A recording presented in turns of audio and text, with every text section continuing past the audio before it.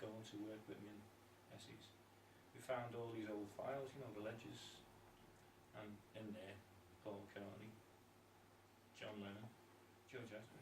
Oh my God, you know, because I was a Beatles fan. Yeah. So I said, oh God, that's fantastic, this, you know. What shall I do with it? I said, oh, I better give it to Bernard, you know. And then seeing that John Lennon owed a few bob on there, guitar. Everyone else had paid up. Ringo had paid up. Well, I bought that, the guitar that you put in here, the Future Armour. I bought that from him, and that was absolutely amazing deal. Because what I really wanted was a Burns. Like, Yeah. I think a Burns Sonic had just come out. It was a great looking shape, Yeah. and it had the silver pickups, you know, the Trisonic, Burns was it? Trisonic pickups, yeah. And I just loved the shape, and it was like a deep red sunburst, you know. But I think it was about 50 or 60 quid, which was a fortune. It was a lot of money. Today, you know, in those days.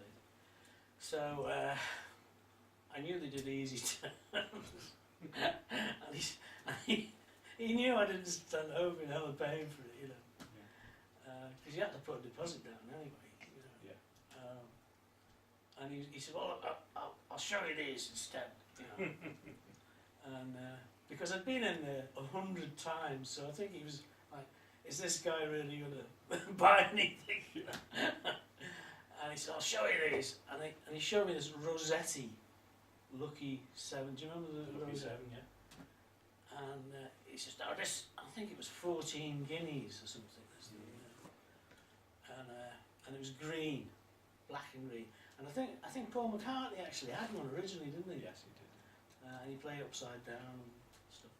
So anyway, I get out, and I'd seen it on the wall, but I'd never wanted to play it, you know. So he gets it down, and I reckon the strings were about 1.5 inches from the front.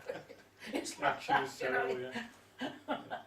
I tried to play this thing, and it was dire, Yeah. absolutely dire. I said, "Oh, Jim, no, you know." Because I think my mum, I remember now, my mum said she put so much to it for my birthday. I think that's what it was. Yeah. And my mum, God bless her, you know, it was just me and my mum because my father had gone somewhere else, and she was keeping us, you know, and she couldn't afford stuff all really. Yeah. But she'd saved up because she knew I wanted an electric guitar, you know. Yeah. So I'd gone down there, and I always remember I took the cash, however much it was, I can't remember at the time. It must have been about, I don't know, 12 quid or something like that, Yeah. in an envelope. Right. Took it with me. It was paid off, and then I had the rest on easy terms. And I remember taking this envelope on the 14D bus from Norris Green. Yes, You know, I remember that because I from- lived in Croxteth, you Yeah. see, so. 14C, 14D, wasn't it? Yeah. Was it 15 from Kirby? Was Yes, it? Yeah, that's right. That's right. And I got on this bus, this envelope, which to me was a fortune of money, you know. Of course it was, yeah. And I thought everybody was going to rob me. And I think I was on the top deck, you know, because I was smoking then, of course, you know. And I must have moved seats about 5 times. I was convinced To make people, sure no people one had, was you know. Anyway, I took this money in, and we got the, and I didn't want this Rossetti. So next thing he brings down this, what was it? Antoria, is it Antoria? Sorry, guitars. I didn't like that either. I thought it was a horrible looking thing. You know. Johnny Guitar used to play one. I tried that. I just didn't like that. And then he got down at Watkins. Yeah. Watkins Arabia. Rapier. That was more like it. Looked a bit like a Strat. That's the one you tried to tell me. Yeah. Trying to swap my drum kit. And it was more like it. But still, I thought it was a piece of tin. You know, I just didn't like it. And then he says, "Well, these ones have just come in, brand new." And I don't think he had them on display. I mean, he got it out of the box, but that was one of his favourite tricks, wasn't it? Yes, You know. of course. And, and there's this thing, and it just looked great. You know, it was sky blue, and I had a thing about sky blue. I don't know what. Somebody had a sky blue guitar. You know, one of the big stars then. Yeah. I can't remember who it was. It was one of the guitar bands at the Ventures or something. I don't know. Yes. Anyway, I saw this, and there weren't very many sky blue guitars, were there, in those days? And it was plastic actually. If you knew this model, it Yeah.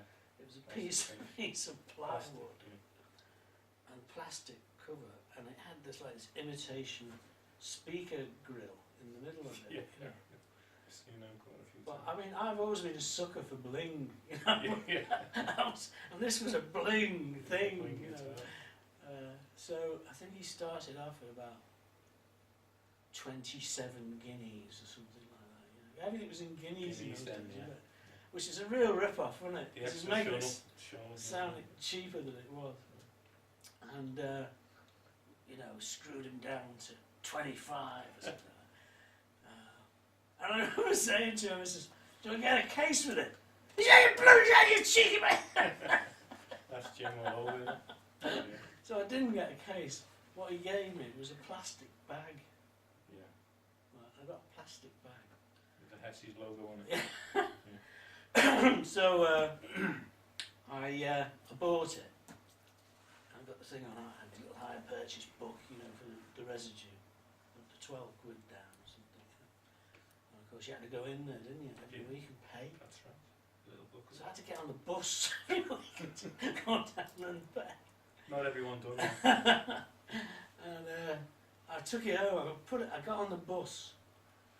And you know, you headed for Crocky, Iron Croxters, you know, which Yeah. is, for our internet friends, is not the most salubrious part No, of Liverpool. I was brought up there, so I know what you're talking about. And I've got this brand new guitar. God, the sweat's pouring down me. Because it's in a plastic bag, anybody can see what it is, you know. And I took it home, and I sat there and looked at it. And I was, oh, this is it, I'm on my way, you know. And then I suddenly thought, I can't hear anything. Solid guitar, wasn't it? Yeah. And I didn't have an amp. You know. Oh, right. So I said to my mum, I said, oh, thanks mum, you have no idea how much I really love this, it's fantastic, but it doesn't work. And she said, what? I mean it doesn't work? She said, well, it needs a box called an amplifier to make it work. Yeah. And she went, oh, for God's sake. I said, well, it's alright, I know you can't afford it, you know. Yeah. She said, how much are they? I said, I'll go and find out. Back And down to Hessey's. I have a feeling that my Auntie Eileen did it. She's very close to us, you know, mother's sister. And I found this Watkins Dominator. Yes. Yeah. Now, I can't remember how much I paid for that. No idea. I think they were about £25. About the same, was it? It was second hand. Or guineas, as we say. Yeah, it was second hand. And it was the same colour. Yeah. So I had a matching guitar Amazing. and amplifier. Matching amp, yeah. So that was the story of the future home. Anyway, getting back to your book. Yeah. For the folks out there, Tony is a prolificous writer. And I met Tony for the first time, about, was it 2 years ago down at the Albert Dock, wasn't it? Yeah, it's getting on for 3 years. 3 years, is Yeah. it? Time flies when you're having fun. And I was with a guy called Keith Hubbard, who was promoting the show with me at the time, and he introduced me to Tony. And Tony had produced these books which recount the history of your time in the music business, That's correct, basically, yeah. don't we? And where did Plug In come from? What was Plug That In? was another subsidiary of Frank Hessey's. Oh, right. And it was in Right. Picton Road. And that was the one out of town in Yeah, Picton, yeah, yeah. okay. It was to compete with the other shops like Moran's and shops like that were outside Liverpool town centre. And this kind of recounts the days after the Merseybeat, doesn't it? Is it Yes. Sort of, yeah. It's sort of what the bands, some of the guys who were in Merseybeat bands formed new bands in the 70s, Yeah. with younger up and coming musicians as well. So that's what it's about. And that was a very interesting time, wasn't it? Because It like was. the Merseybeat had died, and somehow the Liverpool bands didn't keep up with the change, did they? They That's lost right. it We somehow. lost it a little bit. So it's 68ish. Yeah, that's and correct. because I was in London at the time, and I was right front and centre in the Carnaby Street thing, you know, Yeah. and it was happening like big style, you know, down there.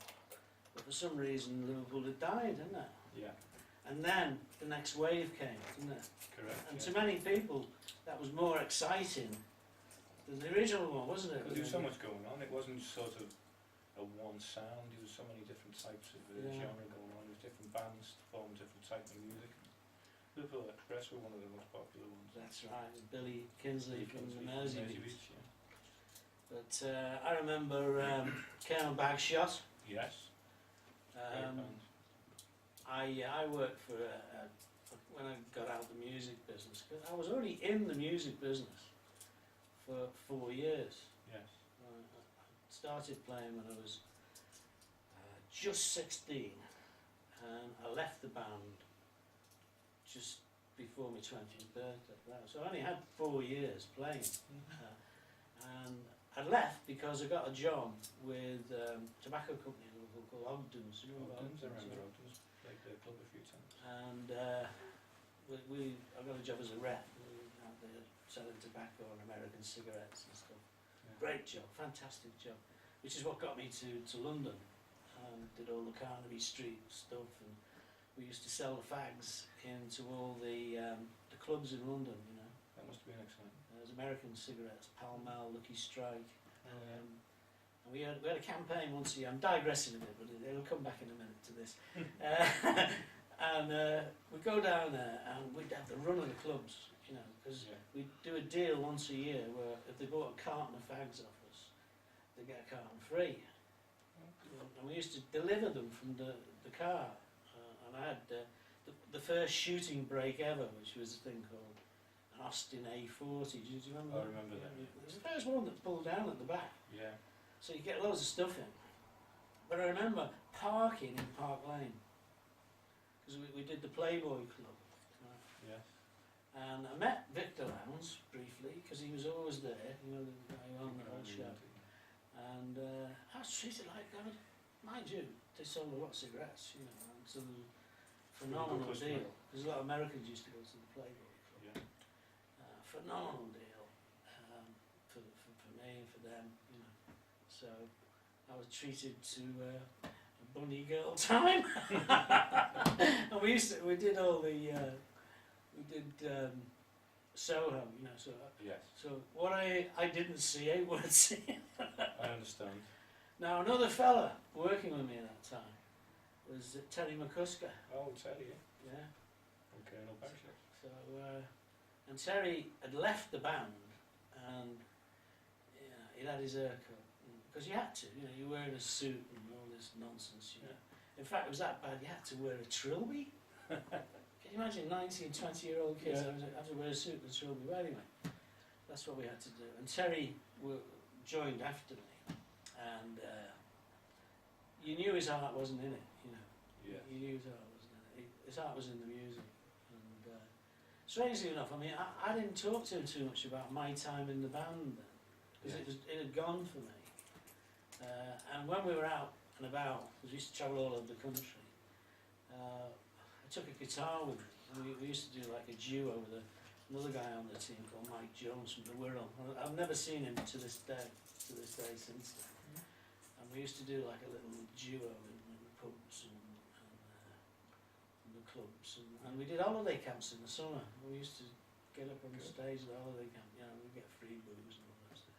But anyway, Terry left, you know, and I remember him leaving. He said, I'm going back to the band. Now I'm not sure whether he'd rejoined it or it was the first time he was in Bagshot. I think Bagshot's an incredible bucket band. I think that's when they started around 68, 69. Right. They went to Germany and went into the 70s, early 70s before Brian Farrell left and went solo. But I remember him telling me... Mike Bairn was with the band at the time. Mike, I know Mike.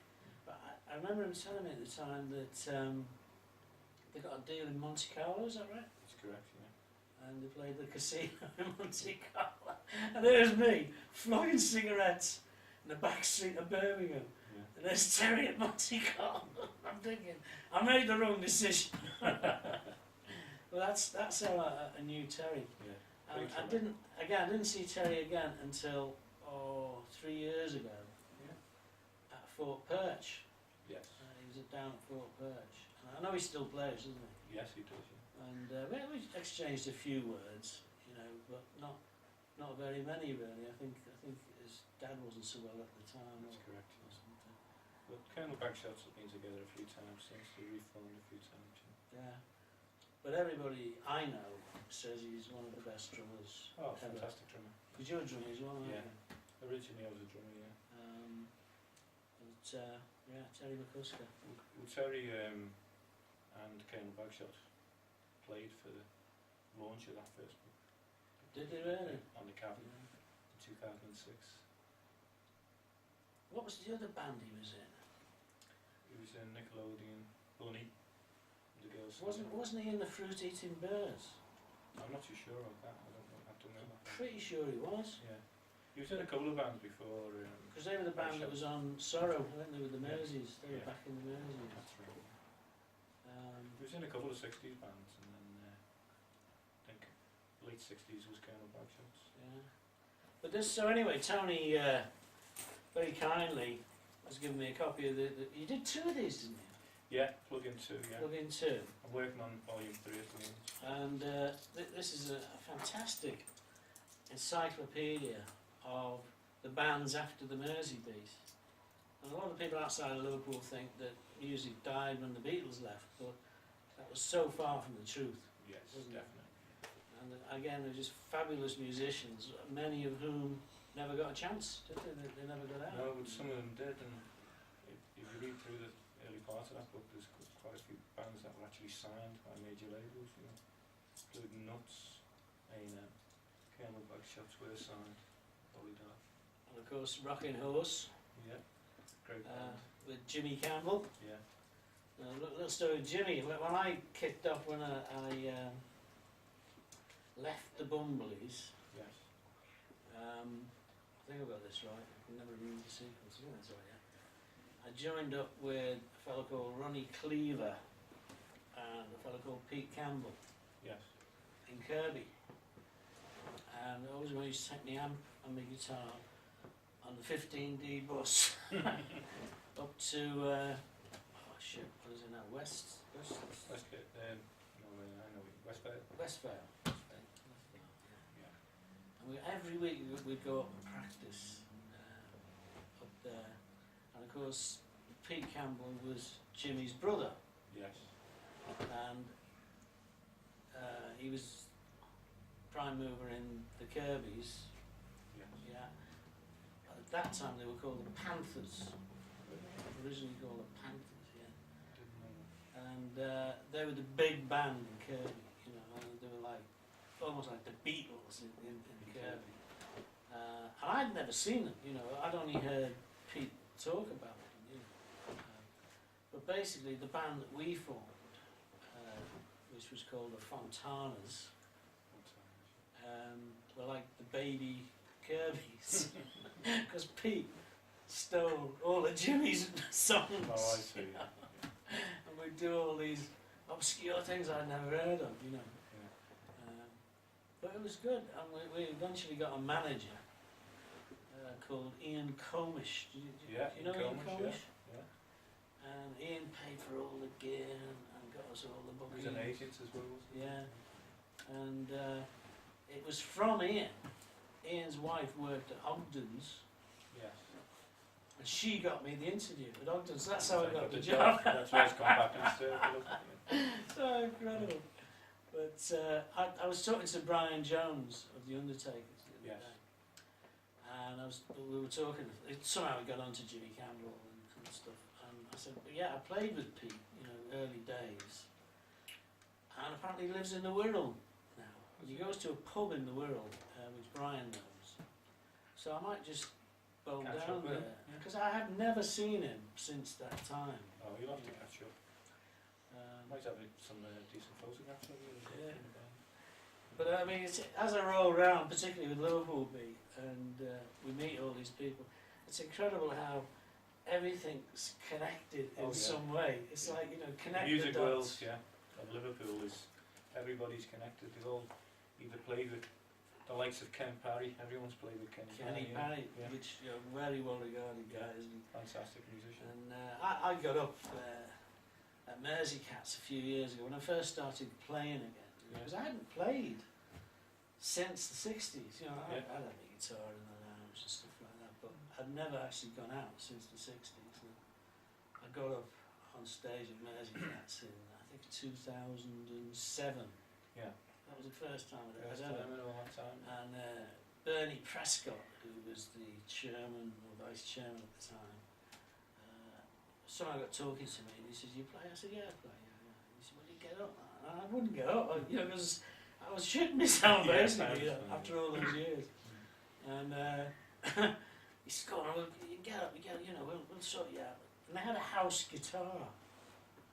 I don't know whether they've still got it, but it was like a Strat copy. Yes. He says, "Yeah, I'll get you a guitar, you know, and you can play." Well, the strings were rusted. It had obviously sat there for, you know, and I had all this rust all over me. And he got me up, you know, and I got up, and I was terrible.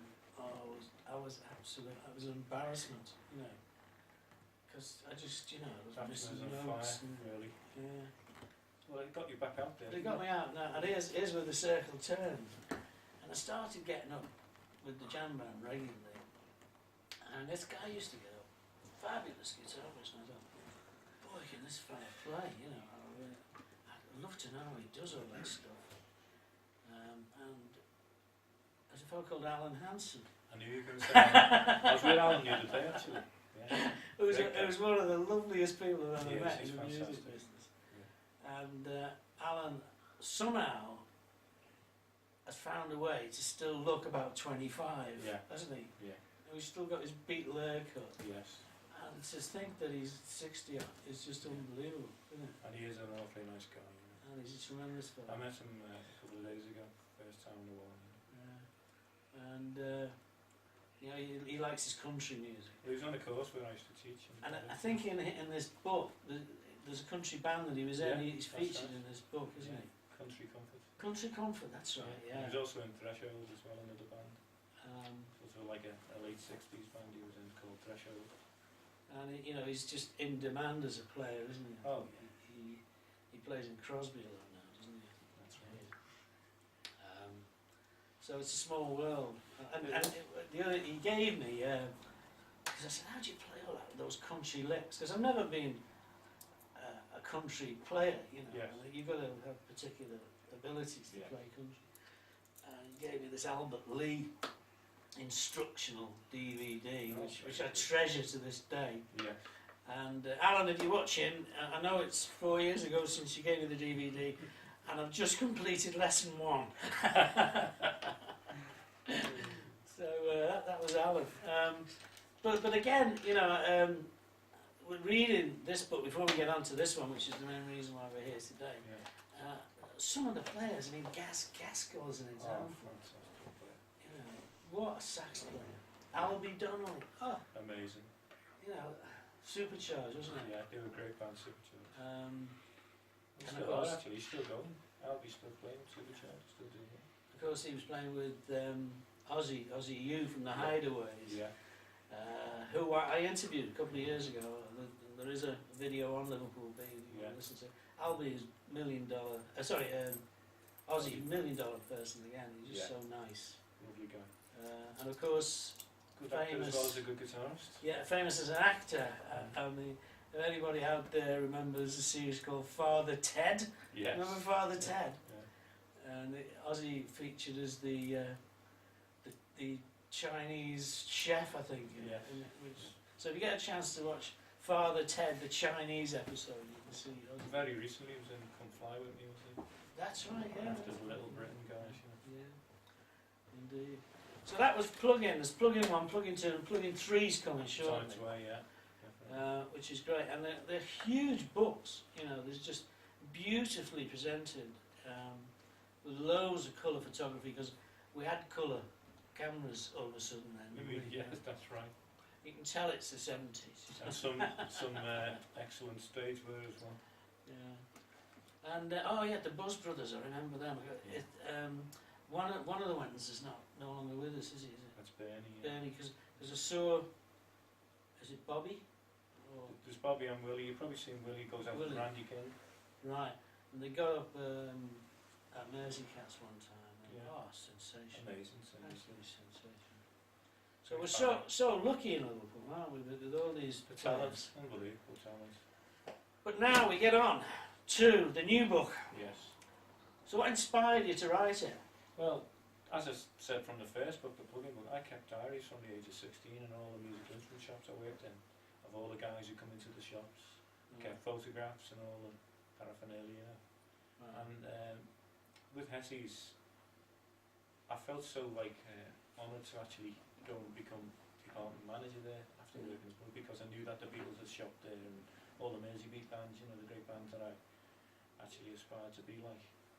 So that's why the Hessey's book had to be written and involved, you know. I did actually talk to Bernard Manson, the MD of Hessey's, as I was writing the book, you know, getting some information about his father-in-law, Frank Hessey. Because Hessey's actually started in Manchester Street in the 1930s. It was in Manchester Street. Yeah. Well, that solves a puzzle for me. Yeah. Because Manchester Street was just by the Mersey Tunnel, wasn't That's it? correct, yeah. And I remember the guitar shop there. I could never remember who owned it. Yeah. It was Hessey's, was yeah, it was Frank Hessey, his brother and his two sisters actually opened the shop there. It was a lousy shop. Yeah, but Frank, that's why Frank wanted to go off and open a guitar shop then, you know, for the local musicians, because he foreseen that the scene was building up, you know, the guitar bands, orientated bands. So he opened a shop in Whitechapel after that. That was in the 50s, and then that's when he met Jim Gretty. But it was, for a young kid, wanting to play the guitar, it was just like Aladdin's cave, wasn't it? And it's hard for people to imagine now when you go into a guitar shop, which is very clinical, and if you're lucky you might see 3 or 4 people playing guitars and stuff. Hessey's was packed. Yeah, it was packed, yeah. It was nothing to get 50, 60, 70 people in there, was it? They were absolutely jammed in, you know, you'd be queuing up at the counter. There's a great photograph, isn't there, going around, it's actually in the book as well, Yeah. by Astrid, of a busy day in Hessey's, you know. I mean, it must have Well, been, you see Bernard and Jim Gretty actually in the picture, you know. yeah, I mean, it must have been a fabulous business, you know, in terms of profitability then, wasn't it? Yeah. It was the only place to go, wasn't it? I mean, if you went to Rushworth's, it was a bit cold, really, you know. Wasn't Yeah. it? And Cranes, which was in Hanover Street. I got to know the guy there, Joe from the Hillsiders. Yes. Who's unfortunately no longer with us. I know, yeah. But Joe used to manage that place, and that was empty. But, you know, you go and chat to Joe for hours on end, you know. It was that side of town was a bit quiet anyway, wasn't it, really? Yeah. Over Street and around that area. But it was always buzzing by the Cardona and Fabulous. I went in there one time just on spec and just having a look, and all of a sudden all these screams started. Yeah. And Jerry Marsden legs it into the shop, right? Yeah. Follow, you know, outside there must have been like 1,000 girls. Yes. And I remember Gretty, he was trying to shut the door at the Trying to front. hold them all back. Yeah. And he managed to lock the door. Yeah. We were all locked in, Yeah. the shop. Because all of the this screaming screaming girls going. outside. And in the end they got him out the back, which, didn't it go into Matthew Street Well, back? yeah, it did actually. At the back of the shop, there was 2 like 6-foot posters of Cliff Richard and Elvis, and there was an entrance at the back where they used to unload and load. They stopped using that after a while. They stopped using it in the 70s, but we used to get gear through there, you know, equipment, because it was difficult getting it through the front sometimes. You know. But it all, what year did you actually join Hessey's? Well, the first shop I joined Plug-in 1974. Right. Early 1974, and then I left. I ended up managing Hessey's guitar department from 1977 to 1980. And then I went to London myself. Worked in London. When you were talking about London before, I remember all those things. There's a great shot of Jim with his harmonica. I'll, with your permission, I'll put this up. Yeah, of course. Yeah. Actually, it's copyright Bill Harry, so. But Well, if you mentioned Bill, he'll be happy to. yeah, okay. but he's playing a Hofner very thing. Yes.